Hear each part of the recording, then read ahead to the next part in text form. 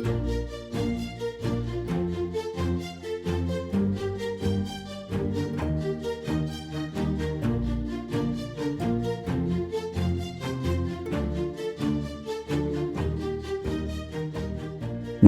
to Timeless Tales, where the world's greatest stories come to life. I'm your host, James, and today we plunge into the eerie and cautionary world of W. Jacobs' The Monkey's Paw. Prepare to be gripped by a tale of supernatural twists, as a mysterious artifact brings unforeseen consequences and dark irony to a humble British family.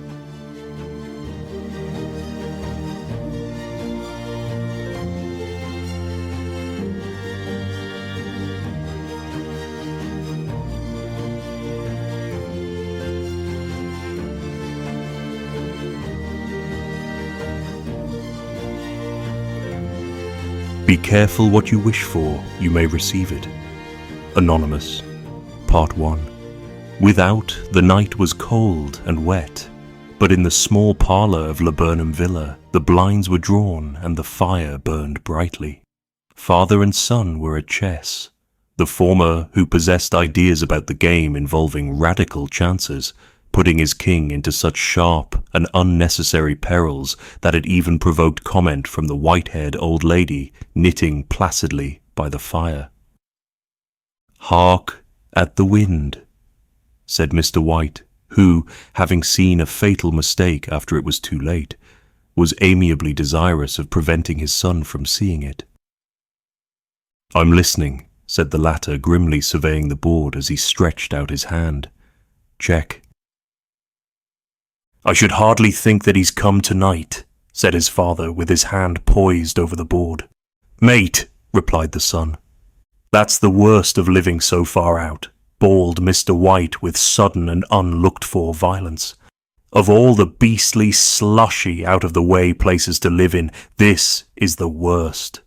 Paths are bog, and the roads a torrent. I don't know what people are thinking about. I suppose because only 2 houses in the road are let, they think it doesn't matter." "Never mind, dear," said his wife soothingly. "Perhaps you'll win the next one." Mr. White looked up sharply, just in time to intercept a knowing glance between mother and son. The words died away on his lips, and he hid a guilty grin in his thin grey beard. "There he is," said Herbert White, as the gate banged to loudly and heavy footsteps came toward the door. The old man rose with hospitable haste, and opening the door, was heard condoling with the new arrival. The new arrival also condoled with himself, so that Mrs. White said, "Tut, tut," and coughed gently as her husband entered the room, followed by a tall, burly man, beady of eye and rubicund of visage. "Sergeant Major Morris," he said, introducing him.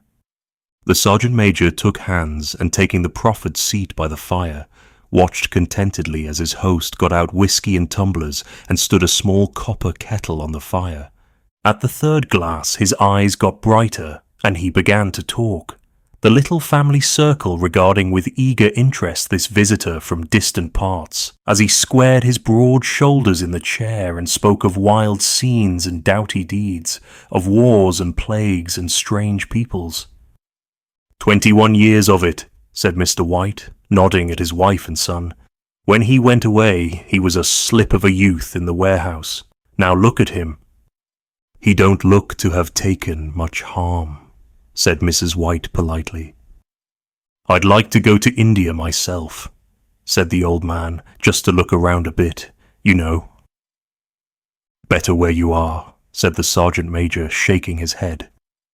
He put down the empty glass and, signing softly, shook it again. "I should like to see those old temples and fakirs and jugglers," said the old man. "What was that you started telling me the other day about a monkey's paw or something, Morris?" "Nothing," said the soldier hastily. "Leastways nothing worth hearing." "Monkey's paw?" said Mrs. White curiously. "Well, it's just a bit of what you might call magic, perhaps," said the sergeant major offhandedly. His three listeners leaned forward eagerly.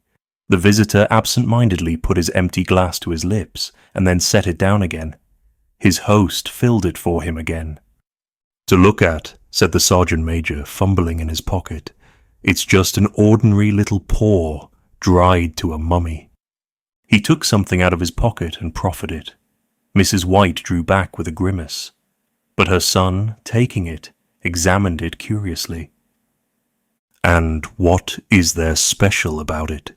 inquired Mr. White as he took it from his son, and having examined it, placed it upon the table. "It had a spell put on it by an old fakir," said the sergeant major, "a very holy man. He wanted to show that fate ruled people's lives, and that those who interfered with it did so to their sorrow. He put a spell on it so that 3 separate men could each have 3 wishes from it." His manners were so impressive that his hearers were conscious that their light laughter had jarred somewhat. "Well, why don't you have 3, sir?" said Herbert White cleverly. The soldier regarded him the way that middle age is wont to regard presumptuous youth. "I have," he said quietly, and his blotchy face whitened. "And did you really have the 3 wishes granted?" asked Mrs. White. "I did," said the sergeant major, and his glass tapped against his strong teeth. "And has anybody else wished?" persisted the old lady. "The first man had his 3 wishes." "Yes," was the reply. "I don't know what the first 2 were, but the third was for death.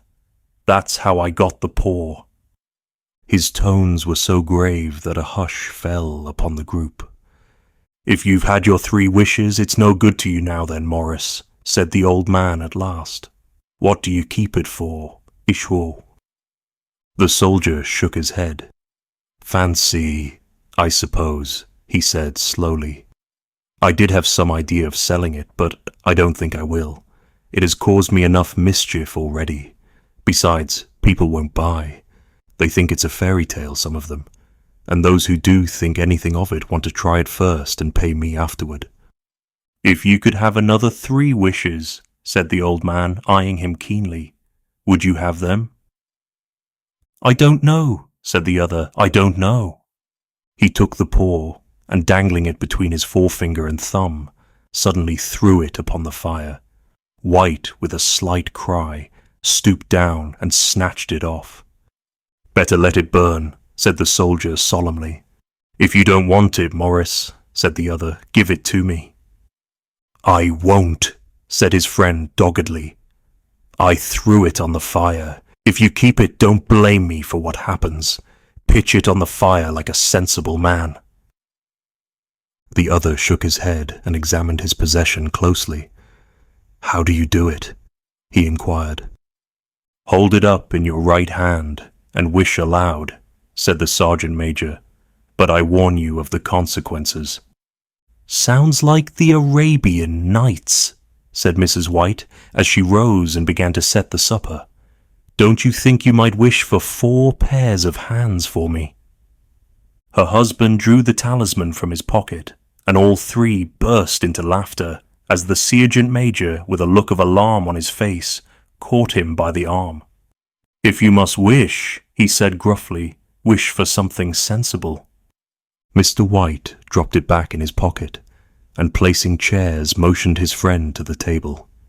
In the business of supper the talisman was partly forgotten, and afterward the 3 sat listening in an enthralled fashion to a second installment of the soldier's adventures in India. "If the tale about the monkey's paw is not more truthful than those he has been telling us," said Herbert, as the door closed behind their guest, just in time to catch the last train, "we shan't make much out of it." "Did you give anything for it, father?"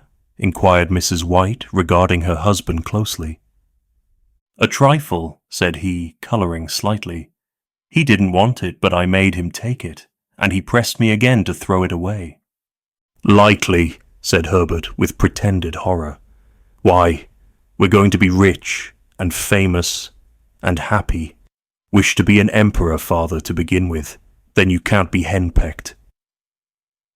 He darted around the table, pursued by the maligned Mrs. White armed with an antimacassar. Mr. White took the paw from his pocket and eyed it dubiously. "I don't know what to wish for, and that's a fact," he said slowly. "It seems to me I've got all I want."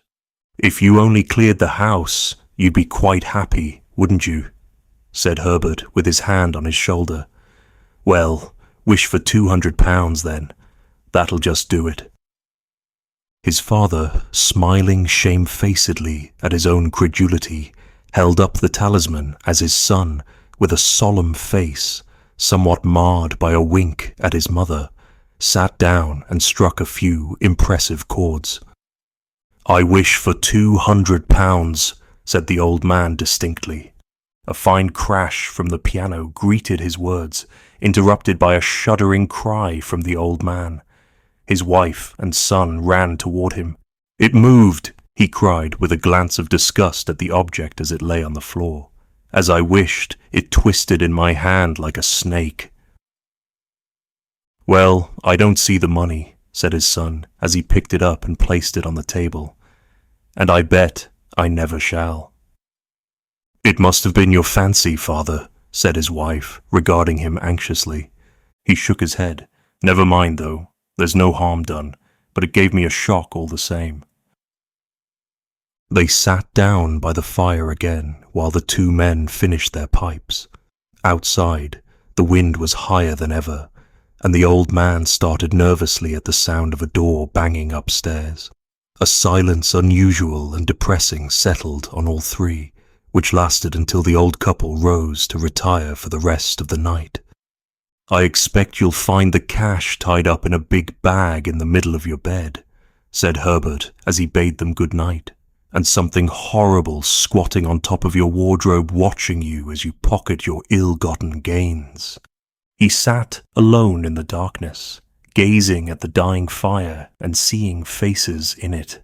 The last was so horrible and so simian that he gazed at it in amazement.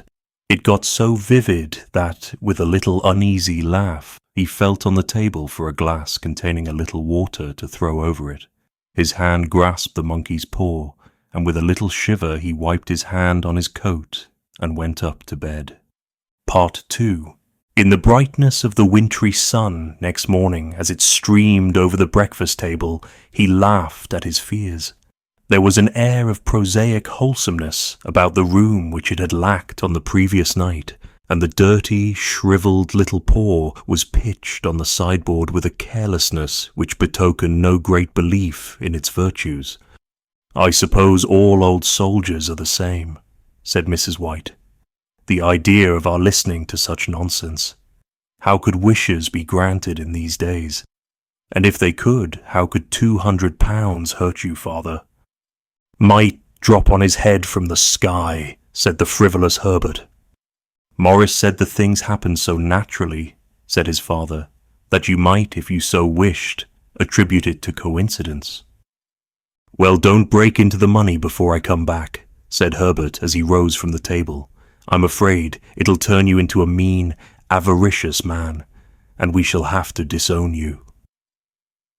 His mother laughed, and following him to the door, watched him down the road, and returning to the breakfast table, was very happy at the expense of her husband's credulity. All of which did not prevent her from scurrying to the door at the postman's knock, nor prevent her from referring somewhat shortly to retired sergeant majors of bibulous habits when she found that the post brought a tailor's bill. "Herbert will have some more of his funny remarks, I expect, when he comes home," she said as they sat at dinner.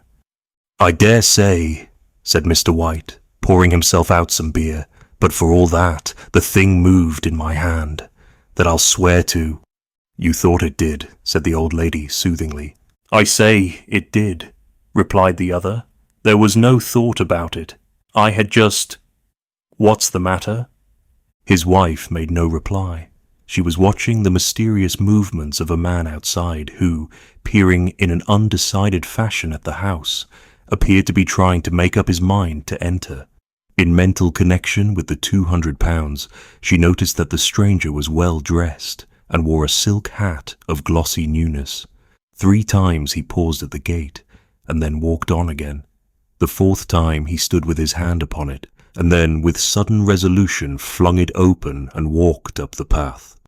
Mrs. White at the same moment placed her hands behind her, and hurriedly unfastening the strings of her apron, put that useful article of apparel beneath the cushion of her chair. She brought the stranger, who seemed ill at ease, into the room. He gazed at her furtively, and listened in a preoccupied fashion as the old lady apologized for the appearance of the room, and her husband's coat, a garment which he usually reserved for the garden. She then waited as patiently as her sex would permit for him to broach his business, but he was at first strangely silent. "I was asked to call," he said at last, and stooped and picked a piece of cotton from his trousers. "I come from Moore and Megan's." The old lady started. "Is anything the matter?" she asked breathlessly. "Has anything happened to Herbert?" "What is it? What is it?" Her husband interposed. There, mother," he said hastily. "Sit down and don't jump to conclusions. You've not brought bad news, I'm sure, sir," and eyed the other wistfully. "I'm sorry," began the visitor. "Is he hurt?" demanded the mother wildly. The visitor bowed in assent. "Badly hurt," he said quietly, "but he is not in any pain." "Oh, thank God," said the old woman, clasping her hands. "Thank God for that. Thank Dot." She broke off as the sinister meaning of the assurance dawned on her, and she saw the awful confirmation of her fears in the other's averted face. She caught her breath, and turning to her slower-witted husband, laid her trembling hand on his. There was a long silence. "He was caught in the machinery," said the visitor at length in a low voice. "Caught in the machinery," repeated Mr. White in a dazed fashion. "Yes." He sat staring out the window, and taking his wife's hand between his own, pressed it as he had been wont to do in their old courting days nearly 40 years before. "He was the only one left to us," he said, turning gently to the visitor. "It is hard." The other coughed, and rising, walked slowly to the window. "The firm wishes me to convey their sincere sympathy with you in your great loss," he said, without looking round. "I beg that you will understand I am only their servant and merely obeying orders." There was no reply. The old woman's face was white, her eyes staring, and her breath inaudible. On the husband's face was a look such as his friend the sergeant might have carried into his first action. "I was to say that Moore and Meggins disclaim all responsibility," continued the other. "They admit no liability at all, but in consideration of your son's services, they wish to present you with a certain sum as compensation." Mr. White dropped his wife's hand, and rising to his feet, gazed with a look of horror at his visitor. His dry lips shaped the words, "How much?" £200, was the answer. Unconscious of his wife's shriek, the old man smiled faintly, put out his hands like a sightless man, and dropped, a senseless heap, to the floor. Part 3. In the huge new cemetery, some 2 miles distant, the old people buried their dead, and came back to the house steeped in shadows and silence. It was all over so quickly that at first they could hardly realize it, and remained in a state of expectation as though of something else to happen, something else which was to lighten this load, too heavy for old hearts to bear. But the days passed, and expectations gave way to resignation, the hopeless resignation of the old, sometimes miscalled apathy. Sometimes they hardly exchanged a word, for now they had nothing to talk about, and their days were long to weariness. It was about a week after that the old man, waking suddenly in the night, stretched out his hand and found himself alone. The room was in darkness, and the sound of subdued weeping came from the window. He raised himself in bed and listened. "Come back," he said tenderly. "You will be cold." "It is colder for my son," said the old woman and wept afresh. The sounds of her sobs died away on his ears. The bed was warm, and his eyes heavy with sleep. He dozed fitfully, and then slept until a sudden wild cry from his wife awoke him with a start. "The paw!" she cried wildly. "The monkey's paw!" He started up in alarm. Where is it? What's the matter?" She came stumbling across the room toward him. "I want it," she said quietly. "You've not destroyed it?" "It's in the parlor, on the bracket," he replied, marveling. "Why?" She cried and laughed together, and bending over, kissed his cheek. "I only just thought of it," she said hysterically. "Why didn't I think of it before? Why didn't you think of it?" "Think of what?" he questioned. "The other 2 wishes," she replied rapidly. "We've only had one." "Was not that enough?" he demanded fiercely. "No," she cried triumphantly. "We'll have one more. Go down and get it quickly, and wish our boy alive again." The man sat in bed and flung the bedclothes from his quaking limbs. "Good God, you are mad!" he cried aghast. "Get it!" she panted. "Get it quickly and wish. Oh, my boy, my boy." Her husband struck a match and lit the candle. "Get back to bed," he said, unsteadily. "You don't know what you are saying." "We had the first wish granted," said the old woman feverishly. "Why not the second?" "A coincidence," stammered the old man. "Go get it and wish," cried his wife, quivering with excitement. The old man turned and regarded her, and his voice shook. "He has been dead 10 days, and besides I would not tell you else, but I could only recognize him by his clothing. If he was too terrible for you to see then, how now?" "Bring him back," cried the old woman, and dragged him towards the door. "Do you think I fear the child I have nursed?" He went down in the darkness and felt his way to the parlor and then to the mantelpiece. The talisman was in its place, and a horrible fear that the unspoken wish might bring his mutilated son before him ere he could escape from the room seized up on him, and he caught his breath as he found that he had lost the direction of the door. His brow cold with sweat, he felt his way round the table and groped along the wall until he found himself in the small passage with the unwholesome thing in his hand. Even his wife's face seemed changed as he entered the room. It was white and expectant, and to his fears seemed to have an unnatural look upon it. He was afraid of her. "Wish!" she cried in a strong voice. "It is foolish and wicked," he faltered. "Wish!" repeated his wife. He raised his hand. "I wish my son alive again." The talisman fell to the floor, and he regarded it fearfully. Then he sank trembling into a chair as the old woman, with burning eyes, walked to the window and raised the blind. He sat until he was chilled with the cold, glancing occasionally at the figure of the old woman peering through the window. The candle end, which had burned below the rim of the china candlestick, was throwing pulsating shadows on the ceiling and walls, until with a flicker larger than the rest, it expired. The old man, with an unspeakable sense of relief at the failure of the talisman, crept back to his bed, and a minute afterward the old woman came silently and apathetically beside him. Neither spoke, but sat silently listening to the ticking of the clock. A stair creaked, and a squeaky mouse scurried noisily through the wall. The darkness was oppressive, and after lying for some time screwing up his courage, he took the box of matches and, striking one, went downstairs for a candle. At the foot of the stairs the match went out, and he paused to strike another, and at the same moment a knock came so quiet and stealthy as to be scarcely audible, sounded on the front door. The matches fell from his hand and spilled in the passage. He stood motionless, his breath suspended until the knock was repeated. Then he turned and fled swiftly back to his room and closed the door behind him. A third knock sounded through the house. "What's that?" cried the old woman, starting up. "A rat," said the old man in shaking tones.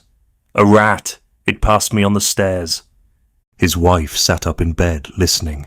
A loud knock resounded through the house. "It's Herbert." She ran to the door, but her husband was before her, and catching her by the arm, held her tightly. "What are you going to do?" he whispered hoarsely.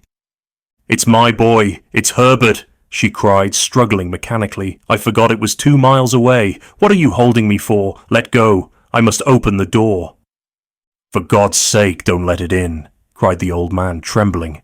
"You're afraid of your own son," she cried, struggling. "Let me go.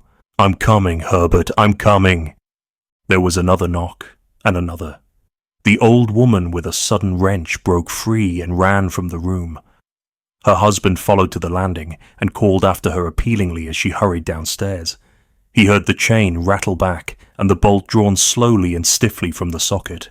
Then, the old woman's voice, strained and panting. "The bolt!" she cried loudly. "Come down! I can't reach it!" But her husband was on his hands and knees, groping wildly on the floor in search of the paw. If only he could find it before the thing outside got in. A perfect fusillade of knocks reverberated through the house, and he heard the scraping of a chair as his wife put it down in the passage against the door. He heard the creaking of the bolt as it came slowly back, and at the same moment he found the monkey's paw and frantically breathed his third and last wish. The knocking ceased suddenly, although the echoes of it were still in the house. He heard the chair drawn back and the door opened. A cold wind rushed up the staircase, and a long, loud wail of disappointment and misery from his wife gave him the courage to run down to her side and then to the gate beyond. The street lamp flickering opposite shone on a quiet and deserted road.